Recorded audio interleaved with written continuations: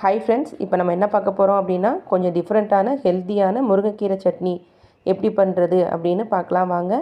அதுக்கு நம்ம 2 பெரிய வெங்காயம், 2 தக்காளி, வரமிளகாய், இஞ்சி, பூண்டு, நிலக்கடலை, தேங்காய், அப்புறம் முருங்கைக்கீரை இதெல்லாம் எடுத்துட்டு ஒரு நல்ல தவா ஹீட் ஆன உடனே அதில் நல்லெண்ணெய் சேர்த்து நம்ம நிலக்கடலையும் வரமிளகாயும் பூண்டு இஞ்சி இதை ஃபஸ்ட்டு நல்லா வறுத்து எடுத்துக்கலாம். இந்த மாதிரி வறுத்து எடுத்ததுக்கப்புறம் நம்ம நறுக்கி வச்சுருக்கிற 2 ஆனியனை சேர்த்து நம்ம இந்த மாதிரி வறுத்து எடுத்துக்க போகிறோம். அப்புறம் தக்காளியும் நம்ம இதில் சேர்த்து நல்லா வறுத்து எடுத்துக்க போகிறோம். இப்போ நம்ம 2 கைப்பிடி அளவு நல்லா முருங்கைக்கீரையும் நம்ம இதில் சேர்த்து நல்லா வறுத்து எடுத்துக்க போகிறோம். அப்புறம் நம்ம கட் பண்ணி வச்சுருக்கிற தேங்காயும் இதில் சேர்த்து நல்லா அதில் வறுத்து எடுத்துட்டு இதில் நம்ம கொஞ்சோண்டு புளியும் சேர்க்க போகிறோம்.